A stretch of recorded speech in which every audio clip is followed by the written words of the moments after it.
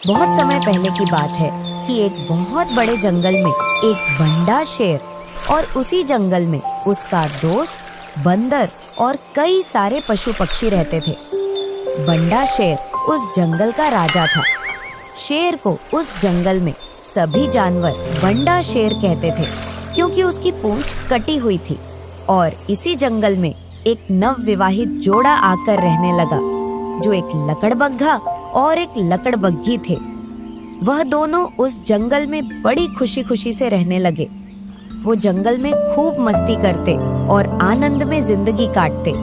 तभी उनकी जिंदगी में बदलाव आया और उनके घर में खुशी की लहर दौड़ पड़ी।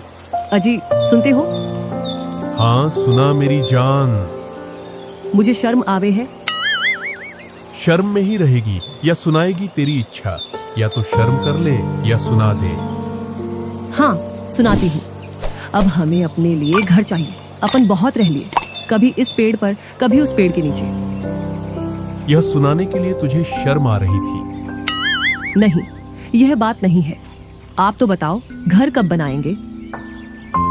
अब तुझे क्या हो गया?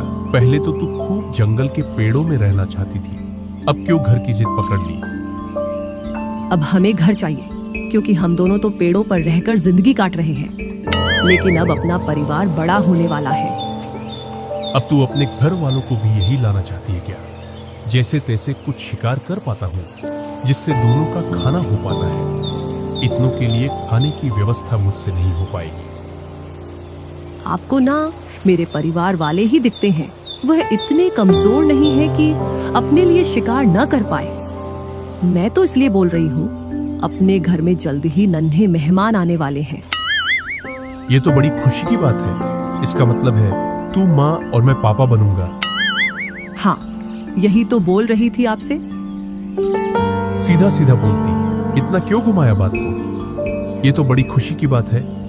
मैं सुबह ही जल्दी पास के गांव में जाकर घर या जगह देख कर आता हूँ और अपना नया घर बनाएंगे। दोनों रात में मस्त पेड़ के नीचे सोते हैं।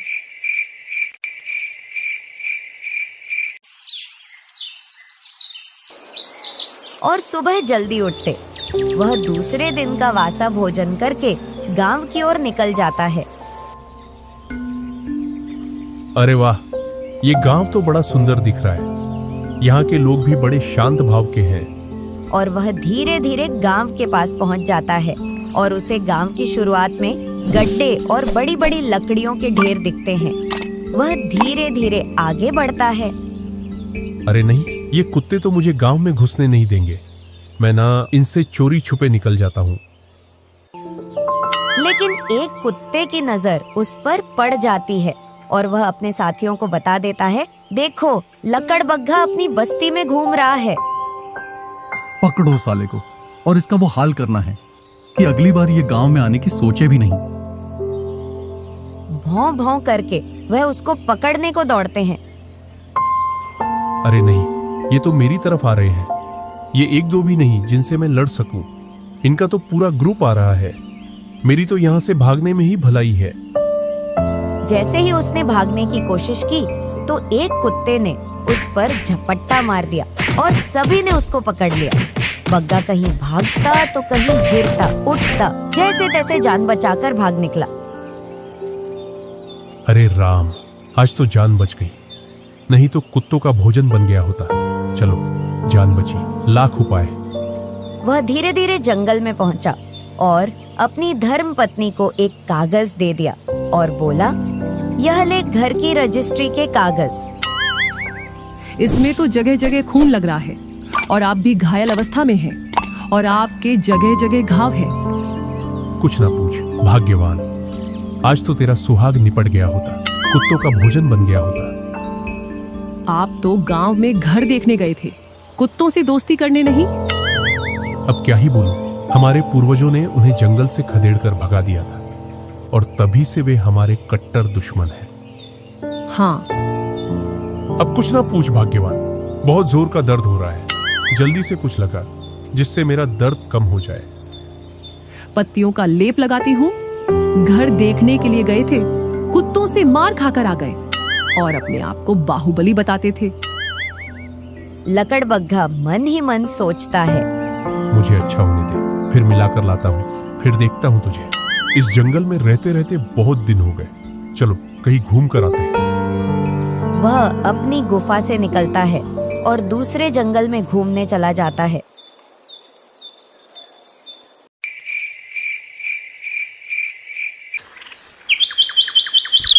कुछ दिन बाद बग्गा स्वस्थ हो जाता है और अपनी धर्मपत्नी से बोलता है, चलो आज तुझे अपने घर पर घुमा लाता हूँ। चलो, मैं तो इसी दिन का इंतजार कर रही थी।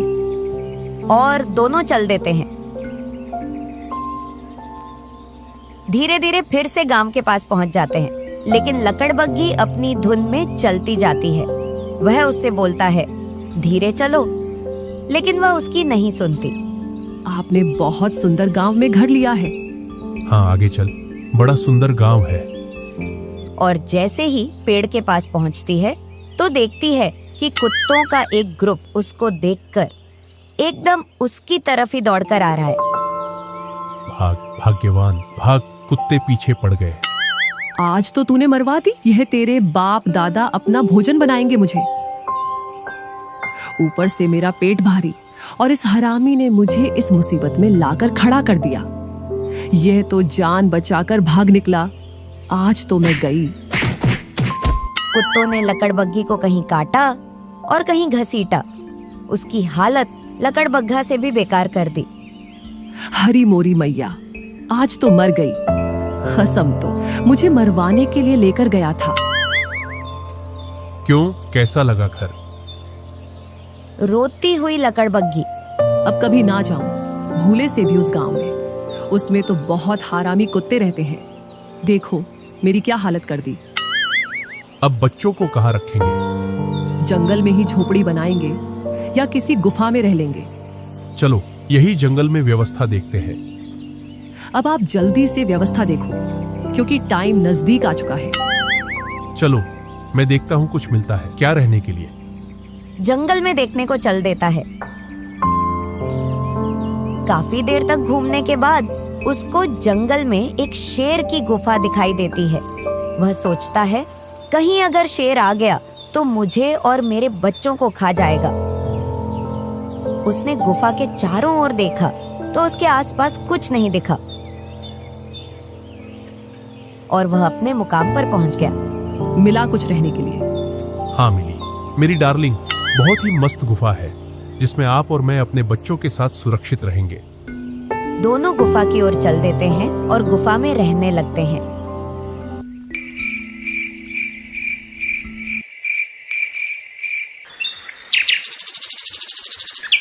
कुछ दिनों के बाद लकड़बग्घी के 4 बच्चे होते हैं। दोनों बहुत खुश होते हैं और अपने बच्चों के साथ बड़ी मस्ती से रहने लगते हैं। अब अपना परिवार बस गया है, अब हम आजादी से रह सकते हैं। इधर शेर दूसरे जंगलों में घूम रहा है और अपने मित्रों से मिल रहा है। खूब घूम लिया, अब अपने निवास पर चलता हूँ। इधर लकड़बग्घा को पक्षियों की चहचहाट और जानवरों की भागदौड़ सुनाई देती है। कुछ जानवर बोल रहे हैं, भागो भागो, बंडा शेर आया। चलो इस पेड़ पर चढ़कर देखता हूँ कि किधर आ रहा है। अरे नहीं, ये तो इधर ही आ रहा है। सुनती हो भाग्यवान, तुम और अपने बच्चों को गुफा में ही रखना, बाहर मत निकलना। इधर शेर अपनी गुफा में आ रहा है। अब क्या करेंगे? अब कहाँ रहेंगे? आज जान बची तो कुछ ना कुछ कर लेंगे। इधर शेर, चलो एक दहाड़ मार देता हूँ जिससे जंगल में पता चल जाए कि अपना राजा आ गया है। आइडिया, क्यों ना मैं इस झाड़ी में छुपकर इस शेर को डरा देता हूँ। ऐसा क्यों लग रहा है कि मेरी गुफा में कोई है। एक बार और दहाड़ मारता हूँ। शेर जैसे ही दहाड़ मारता है तो उधर से जोर से झाड़ी हिलती है। कौन है मेरी गुफा में? तेरी गुफा? यह गुफा तो कई वर्षों से मेरी है। यह तो मेरी है, अभी कुछ दिनों के लिए घूमने चला गया था। तुम्हारी गुफा दूसरे जंगल में होगी। शेर अपने चारों ओर देखता है और उसको सब कुछ जाना पहचाना दिखता है। यह मेरी गुफा है, जल्दी से मेरी गुफा को खाली करो, वरना आज तेरा आखिरी दिन होगा इस जंगल में। ऐसे बहुत आए मेरे जंगल में मेरा आखिरी दिन करने। कौन है तू? मैं बंडा शेर, इस जंगल का राजा। इधर से एकदम शेर की आवाज में दहाड़ता है और जोर से झाड़ी हिलाकर बोलता है, मैं तेरा बाप बब्बर शेर हूँ। मैं गया था तब तो मेरे जंगल में मेरे अलावा और कोई शेर नहीं था। अब ये कहां से आ गया? फिर झाड़ी हिलाई और बोला, रुक बंडा, फोड़ू तेरा हंडा। शेर आश्चर्यचकित हो गया, यह मेरा हांडा फोड़ेगा। आज तो तू मेरा खाना बनने आया है।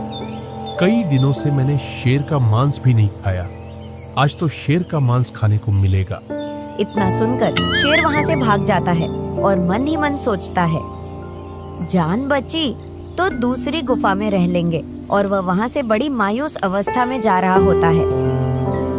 इतने में ही उसे एक बंदर देख लेता है। अरे मामा जी, आप इतने उदास होकर कहाँ जा रहे हो? अरे भांजे, तुझे क्या सुनाऊं मैं अपनी दुख भरी कहानी? तू कहां समझेगा मेरी बात को? ऐसा क्या हुआ मामा जी जो मैं आपकी समस्या का हल नहीं निकाल सकता और मैं आपको समझ नहीं पाऊं? तेरा एक निवास हो तो समझे। तू आज इस पेड़ पर तो कल उस पेड़ पर उछल कूद करता फिरता है। तभी तो मुझे पूरे जंगल की जानकारी होती है और सभी की समस्याओं का हल रखता हूँ। चल, तू इतना पूछ ही रहा है तो तुझे मैं बता ही देता हूँ। बताओ बताओ मामा जी। भांजे यार, कुछ दिन पहले मैं दूसरे जंगल में घूमने गया था।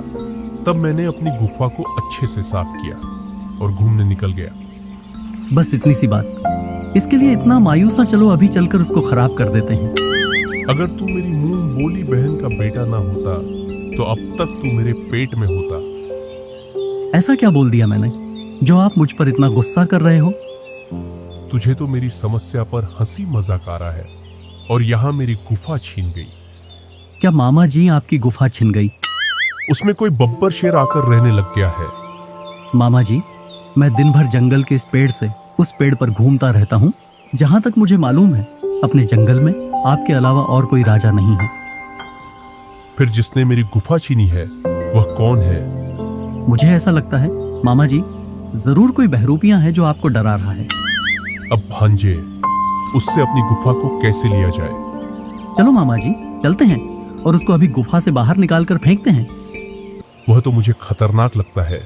वह मुझे उसका खाना बनाने वाला था, तभी तो मैं जान बचाकर वहां से भाग आया। क्या मामा जी आप एक बहरूपिया से डर गए? मेरे जैसा जिगरा बनाओ और चलो मेरे साथ, अभी उसको गुफा से बाहर निकाल कर फेंकते हैं। नहीं नहीं भांजे, मुझे तो डर लगता है। तू ही चला जा और मेरी गुफा खाली करवा दे।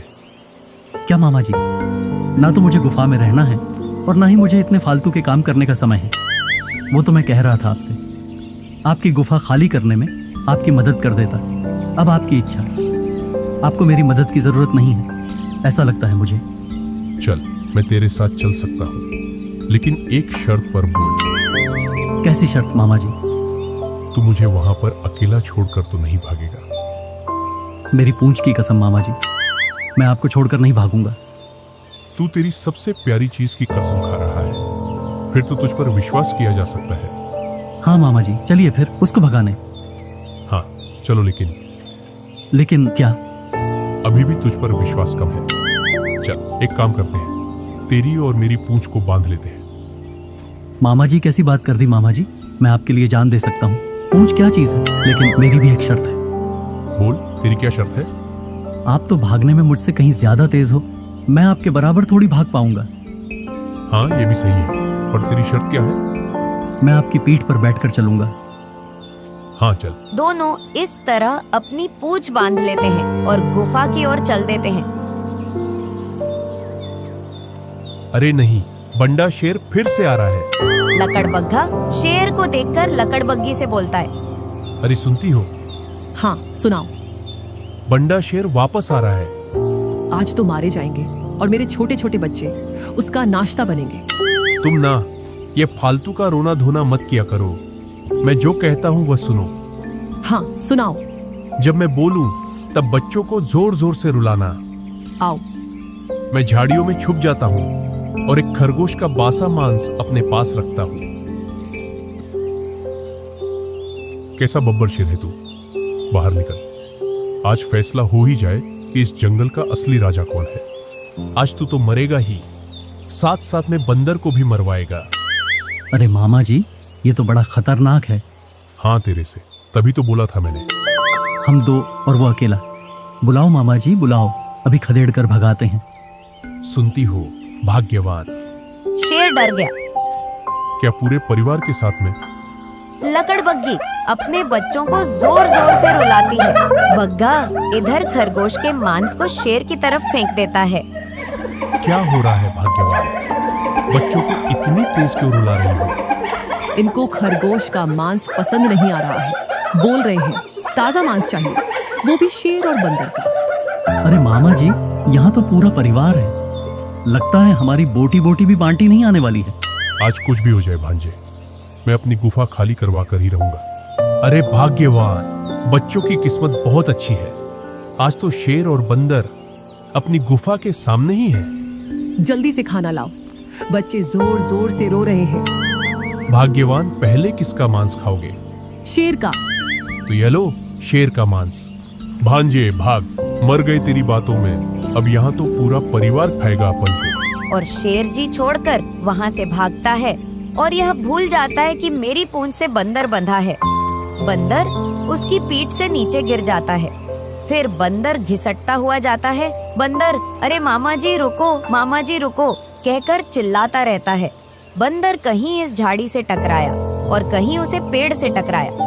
बंदर की हालत बहुत गंभीर हो गई, लेकिन शेर का ध्यान उस पर बिल्कुल भी नहीं गया और वह घिसटता हुआ जा रहा है। आज बब्बर शेर का नाश्ता बन जाता, वही अच्छा था। एक बार में जान चली जाती, इसने तो मुझे पूरा छील दिया। शेर बहुत दूर जाकर रुकता है और दम लेता है और बोलता है, आज बंदर के चक्कर में मर गए होते। इतने में उसको बंदर का ध्यान आता है। वह अपने चारों ओर देखता है, बंदर नहीं दिखता।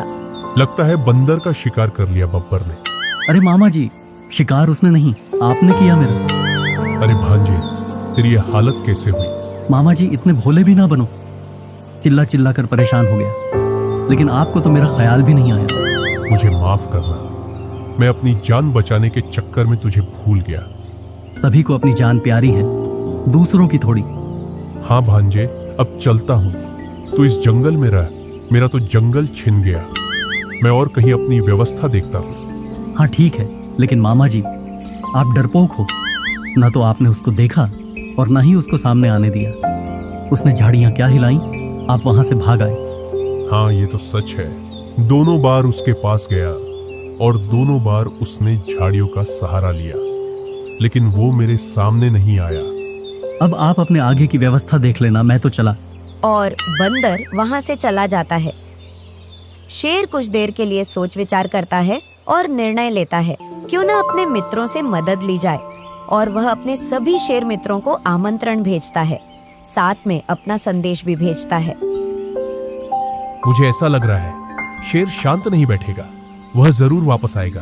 अब हमको नई जगह देखनी पड़ेगी। हाँ, कब तक डर के रहेंगे? इधर लकड़बग्घा को सामने ही एक बड़ा खजूर का पेड़ दिखता है और वह बोलता है, सुनती हो, कुछ दिन इस पेड़ के ऊपर रहकर देखते हैं शेर आता है या नहीं। हाँ। दोनों उस पर व्यवस्था जमा लेते हैं। इधर शेर के सभी मित्र एकत्रित हो जाते हैं और बंडा शेर की मदद करने आ जाते हैं और सभी गुफा की ओर आगे बढ़ते हैं। खजूर के पेड़ से लकड़बग्घा और लकड़बग्गी देखते हैं कि आज एक नहीं बल्कि बहुत सारे शेर आ रहे हैं। आज तो हम इनके आगे चटनी के बराबर भी नहीं थे। हाँ भाग्यवान। लेकिन इन्होंने अगर हमें खजूर पर देख लिया तो आने देते हैं, फिर देखते हैं। इधर शेर और शेर के मित्र गुफा के चारों ओर देखते हैं, उनको कुछ नहीं दिखाई देता। तभी एक शेर की निगाह ऊपर खजूर के पेड़ पर पड़ती है और वह बोलता है, वो सामने के पेड़ पर रह रहे हैं। फिर सभी शेर बारी बारी से खजूर पर चढ़ने की कोशिश करते हैं, लेकिन चढ़ नहीं पाते। तभी वे एक सलाह बनाते हैं, एक के ऊपर एक चढ़कर वहां देखा जाए, आखिर है कौन और उसको नीचे गिराकर यहीं खत्म कर देंगे। बंडा शेर नीचे ही नीचे खड़ा होता है। फिर सभी शेर एक के ऊपर एक चढ़कर खड़े हो जाते हैं और वह ऊपर तक नहीं पहुंच पाते।